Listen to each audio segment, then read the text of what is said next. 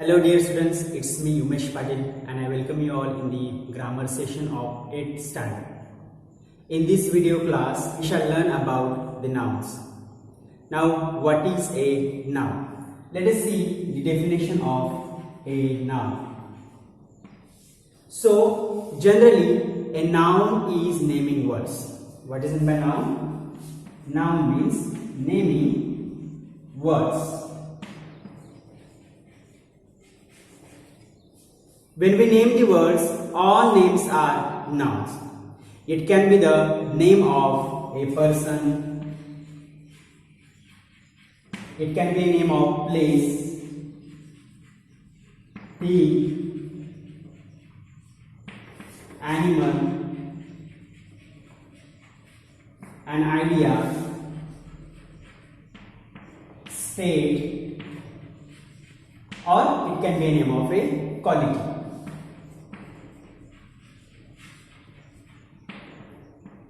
Okay, so these we will consider into a noun. So the nouns can be divided into two main groups.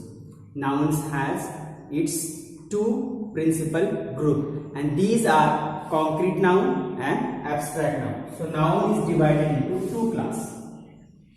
That is concrete noun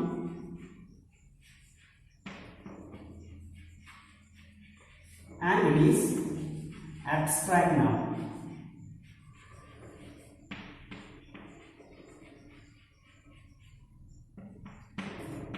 When we talk about the concrete nouns have material body. Concrete nouns have material body.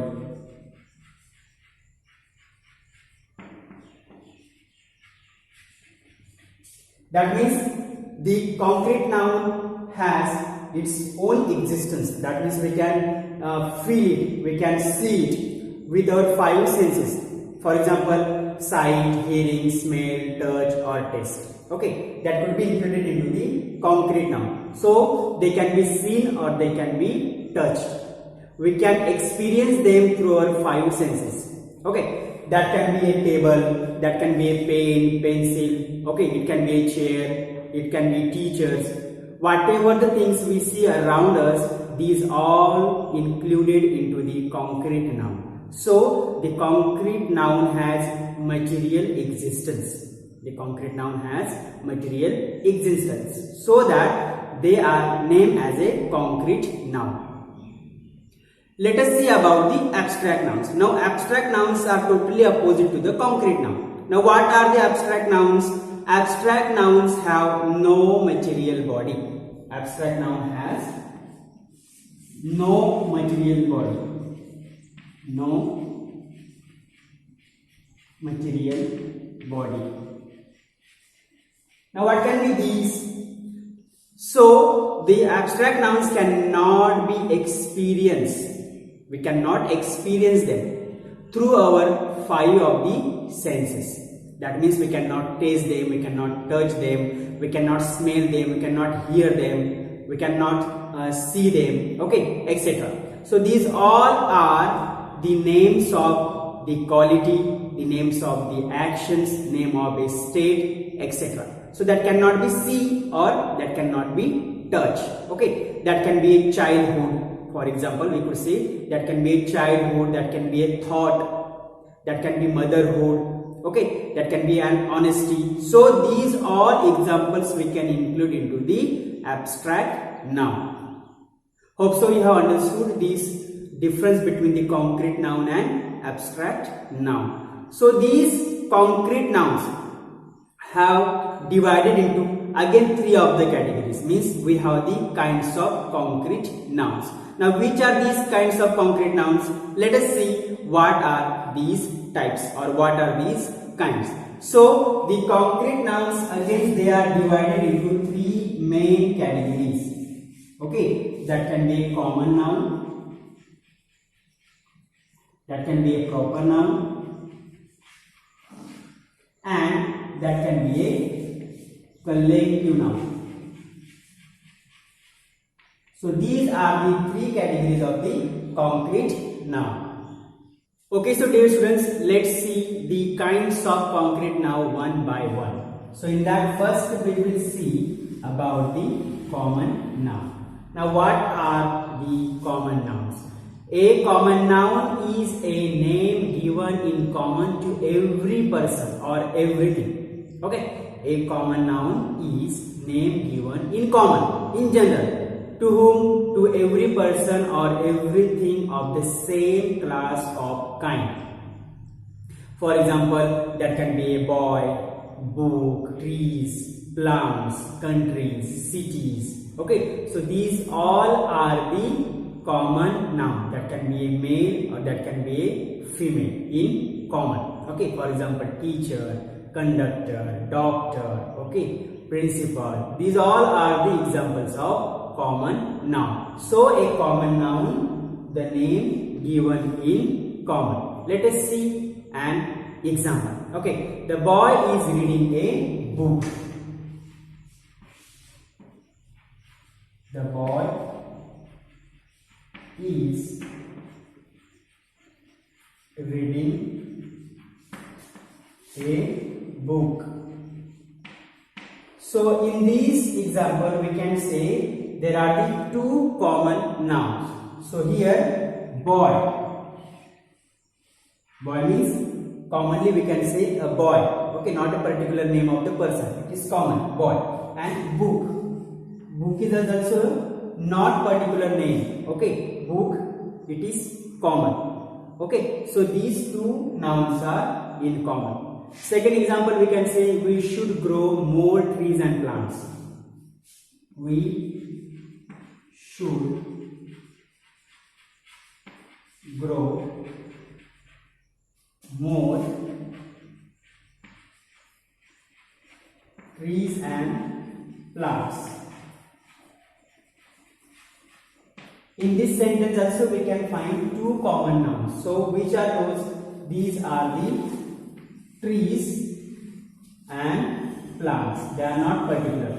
The name given in common. Okay, tree can be any tree. Okay, or plant can be any plant. So in this way we can say that these are the common nouns.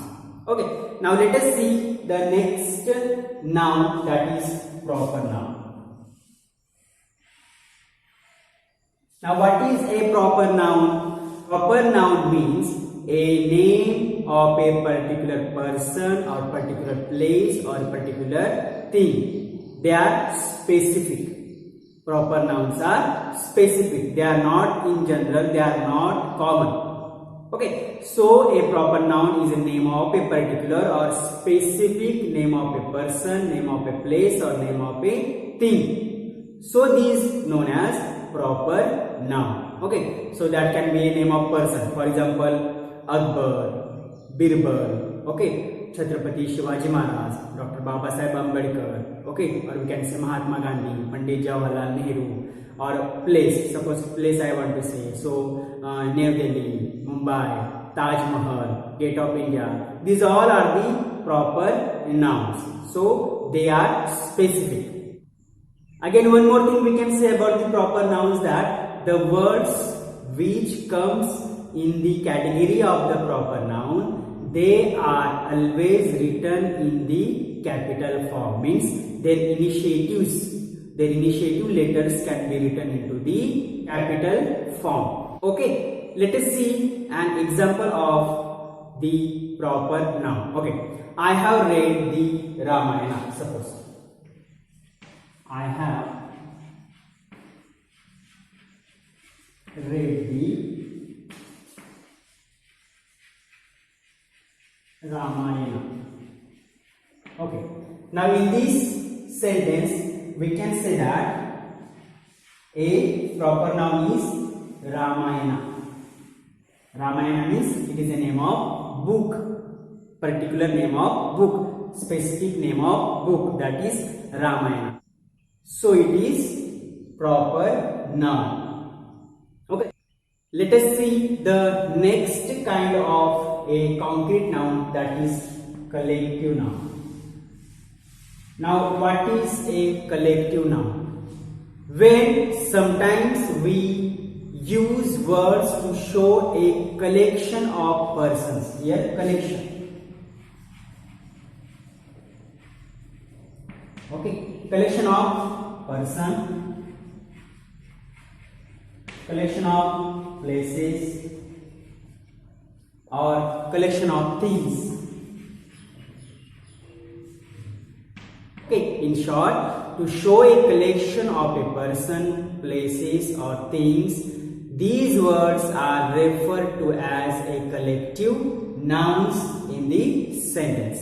Okay, let's see example of the collective nouns. For example, suppose our army,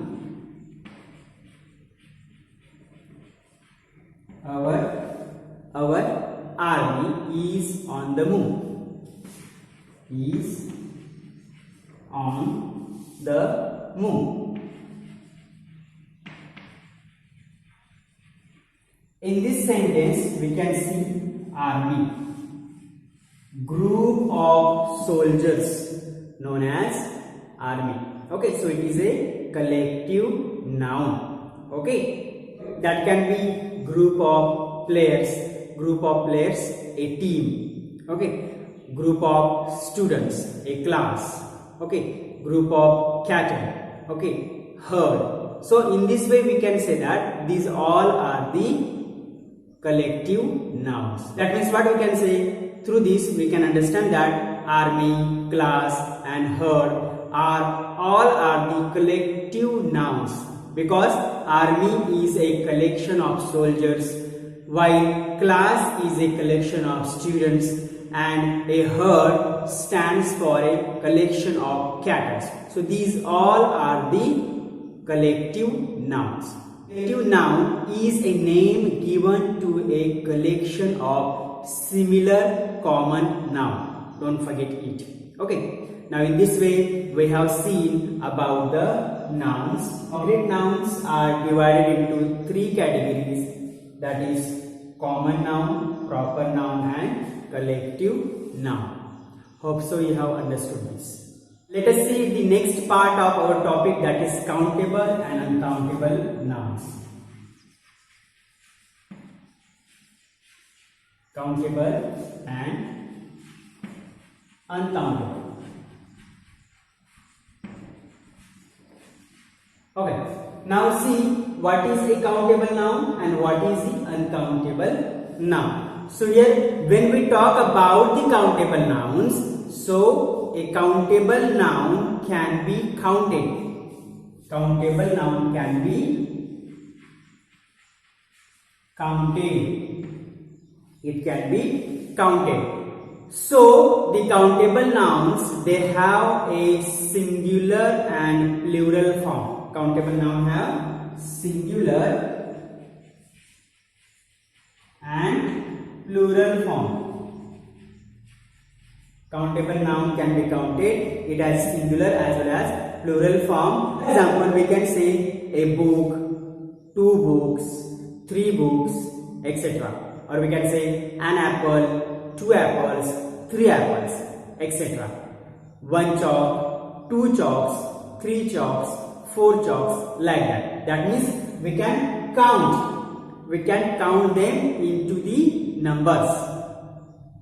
While when we refer to the uncountable nouns, so the uncountable nouns are totally opposite, because uncountable nouns cannot be counted. They can't be counted. They cannot be counted. Okay. And again what we can say, in the uncountable noun, they have only a singular form. Uncountable noun have only singular form. Okay, means they don't have the plural form. Okay, they don't have the plural form. Again, what we can say about the uncountable nouns, they do not take a or an before them. They cannot take a or an before the uncountable noun. For example, water, coffee, grains, milk, sugar, salt, etc. So these all are the example of uncountable nouns. Or before the uncountable nouns, we use some measures. Okay, which are those measures? That measures can be kg. Okay, that means kilogram. Again, that can be liter, 1 liter, 2 liter, 1 kg, 2 kg. That can be pounds. Okay, or that can be spoons, or that can be tablespoons, etc. Okay, so before the uncountable noun, we used some measures. Okay, instead of a or an. Hope so you have understood the difference between the countable noun and uncountable nouns. So dear students, let us jump into the next part of our topic, that is gender. Now what is gender? Gender means it is a classification of the things or classification of the males and females, whether the category is male or female. So the genders have 4 types. Genders have 4 types. Now which are those types? That is masculine, then feminine,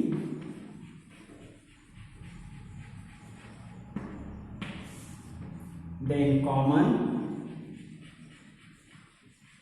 then neuter.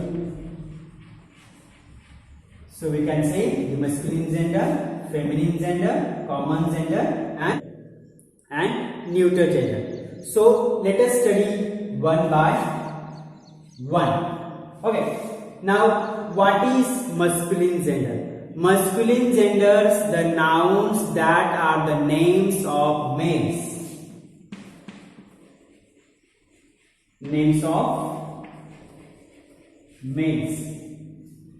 Nouns that are names of males are said to be the masculine genders. For example, boy, king, lion, actor, bull. These all are the examples of masculine gender, means names of males. On other hand, what we can say, the feminine gender. Now what is in the feminine gender? The feminine gender means nouns that are the names of females. Names of females. So the names of females, for example, we could say girl, queen, lioness, actress, mayor, auntie. Okay, or we can say hen. So the masculine gender, names of males, feminine gender, names of females.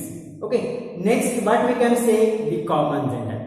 Now see, there are many nouns which do not denote whether they are in the masculine gender or in the feminine gender. So the gender which shows either the male or female. Okay, the gender which shows either the following gender is a masculine gender or feminine gender. For example, friend, child, baby, singer, dancer, student, conductor, doctor, okay, pilot, potter. Okay, these all are the example of common gender.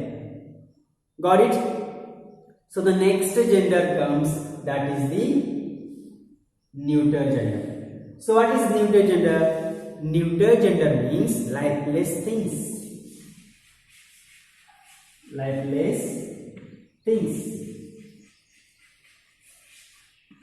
Now the lifeless things have no gender. They are said to be of the neuter gender. Okay, it means pencil, chair, book, day, duster, floor, lights, television, blackboard, okay, clothes, bottle. These all are the neuter gender. So in this way we have seen about the gender. Okay, that is masculine gender, feminine gender, common gender and neuter gender. Hope so you have understood the concept, what all these related nouns, concrete noun, abstract nouns. Okay, then concrete nouns are divided into three categories, that is common noun or collective noun or proper noun. Then we have seen about the countable nouns and uncountable nouns.